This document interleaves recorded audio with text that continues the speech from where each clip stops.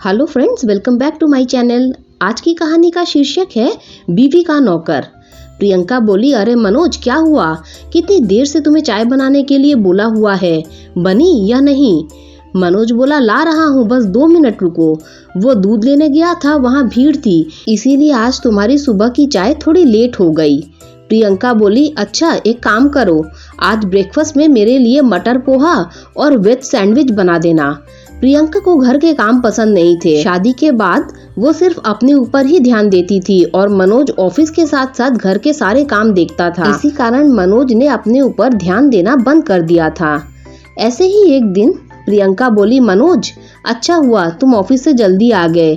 हमें कल सुबह की गाड़ी से जाना है, तो तुम मेरी साड़ियाँ प्रेस करके अटैची लगा लो और सुबह जल्दी उठकर आलू पूड़ी बनाकर पैक कर लेना। मुझे फिर रास्ते में ट्रेन में भूख लगेगी। अच्छा, रसोई समेट लेना, मैं सोने जा रही हूँ, मुझे नींद आ रही है। मनोज बोला, ठीक है, तुम आराम से सो जाओ, मैं सब काम कर लूंगा। प्रियंका खर्राटे लेकर सो जाती है। मनोज बेचारा थका हारा सारे घर का काम समेट कर सोता है और अगले दिन सुबह फिर 4 बजे उठकर ट्रेन में ले जाने के लिए खाना बनाकर पैक करता है। प्रियंका अपने आप को संवारने में ही लगी रहती है। वो तो अपना एक दुपट्टा तक अटैची में खुद नहीं रखती। पूरी अटैची मनोज तैयार करता है और दोनों शादी में दिल्ली पहुंचते हैं। प्रियंका मनोज को बाहर छोड़ देती है और खुद होटल के अंदर चली जाती है। मनोज बेचारा अकेले ही अटैची और बैग उठाकर अंदर जाने लगता है। गार्ड बोलता है, 7 स्टार होटल है, तुम अंदर नहीं जा सकते। मनोज बोला, तुम जानते हो मैं कौन हूँ? गार्ड बोला, देखने से तो अब क्या ही बोले, जो भी है तुम्हें ऐसे अंदर जाने नहीं देंगे, समझे? अंदर बड़े बड़े लोगों ने होटल के कमरे बुक किए हुए हैं, पता चले किसी का सामान इधर से उधर हो गया तो। मनोज फोन पर प्रियंका को बोलता है, प्रियंका तुम कहाँ हो? ये लोग मुझे अंदर नहीं आने दे रहे हैं। प्रियंका बोली, अच्छा रुको, मैं अभी आती हूँ। प्रियंका गार्ड से बोली, क्या हुआ, तुम इन्हें अंदर क्यों नहीं आने दे रहे हो? प्रियंका की दोस्त बोली, सॉरी जीजू, आपको इतनी परेशानी हुई। गार्ड बोला, सॉरी सर, हम आपको पहचान नहीं पाए। प्रियंका बोली, मैंने तुम्हें कहा था ना कुछ नए कपड़े खरीद लो, करा दी ना मेरी बेइज्जती इन सब लोगों के बीच में। अब देखो मैं कितनी सुंदर लग रही हूँ और तुम मेरे साथ चलते हुए कितने बेकार लग रहे हो। मनोज बेचारा चुपचाप प्रियंका की सारी बातें सुनता रहा। गलती उसकी नहीं थी, उसके पास इतना समय भी नहीं था कि वो अपने कपड़े भी ढंग से बदल पाता और नए कपड़े खरीद पाता। मनोज सारा दिन तो ऑफिस और घर के कामों में व्यस्त रहता है और अब अपनी सहेली की शादी के फंक्शन में प्रियंका ने मनोज को नौकर बनाकर रखा हुआ था।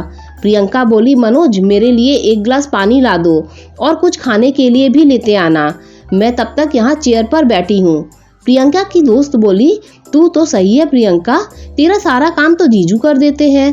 प्रियंका बोली, वही तो, हस्बैंड को पहले दिन से ही अपने हाथों में रखो तो सही रहता है। तू भी इस बात को गांठ बांध ले, शादी होते ही खुद काम करने मत लग जाना, हस्बैंड से करवाना। प्रियंका की दोस्त बोली, पागल हो रही है क्या? मेरे हस्बैंड तेरे हस्बैंड की तरह नहीं है जो घर के काम करे, वो तो 1 गिलास पानी तक उठाकर नहीं रखते। तू तो बहुत भाग्यशाली है जो तुझे मनोज जीजू जैसा हस्बैंड मिला। बेचारे चुपचाप सारा दिन काम करते रहते हैं और चू तक नहीं करते। शीतल की शादी के सारे फंक्शन निपट जाते हैं और शादी के बाद मनोज और प्रियंका वापस घर लौट आते हैं। कुछ दिन तक ऐसे ही चलता रहता है। मनोज को कुछ दिनों से बुखार था, पर वो इस बात को प्रियंका से छुपा रहा था और अचानक एक दिन वो बेहोश हो जाता है। प्रियंका उसे हॉस्पिटल लेकर जाती है। डॉक्टर बोले, रिपोर्ट के मुताबिक इन्हें काफी दिनों से बुखार है, जो कि अब बहुत बिगड़ गया है और उन्हें टाइफाइड का रूप ले लिया है। क्या इन्होंने जरूरत से ज्यादा शरीर से काम लिया था? प्रियंका मन ही मन बोली, मैं डॉक्टर से कैसे कहूँ कि ऑफिस के सारे काम के बाद घर का सारा काम मनोज अकेले ही करते हैं। मुझसे ये बहुत बड़ी भूल हो गई, मेरी वजह से मनोज की आज ये हालत है। प्रियंका बोली, डॉक्टर, हाँ वो कुछ काम का स्ट्रेस मनोज के ऊपर ज्यादा आ गया था। डॉक्टर बोले, देखिए जो भी है, पर कम से कम मनोज को ठीक होने में कुछ दिन तो लग ही जाएंगे। कुछ दिन हमें इन्हें हॉस्पिटल में ही रखना पड़ेगा। बुखार उतरने के बाद ही हम इनको छुट्टी देंगे। मोहन की सेहत का बहुत ज्यादा ध्यान रखने की जरूरत है और आप तो उनकी पत्नी है, तो आपसे बेहतर इनकी देखभाल और कोई नहीं कर सकता है। प्रियंका की आंखों में आंसू आ जाते हैं। अब वो मनोज का बहुत ध्यान रखने लगी थी। घर का सारा काम करके वो मनोज के लिए हॉस्पिटल में अच्छा खाना, फ्रूट्स सब तैयार करके ले जाती थी। धीरे धीरे मनोज ठीक होने लगा और उसे छुट्टी मिल जाती है। मनोज घर जाता है।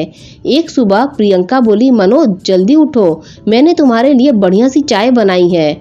आज हम दोनों मिलकर एक साथ चाय पियेंगे। उसके बाद मैं तुम्हारी पसंद का लंच रेडी करूंगी और तुम मुझे ऑफिस से फ़ोन करके बता देना कि लंच कैसा बना है।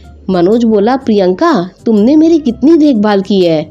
सचमुच तुम्हें पत्नी के रूप में पाकर मैं बहुत खुश हूँ और तुम्हें इतना सारा काम अकेले ही करना पड़ा। अब तो मैं ठीक हो गया हूँ, इसीलिए घर का काम फिर से संभाल लूँगा। प्रियंका बोली, मनोज मैं नहीं, हम दोनों मिलकर घर को संभाल लेंगे।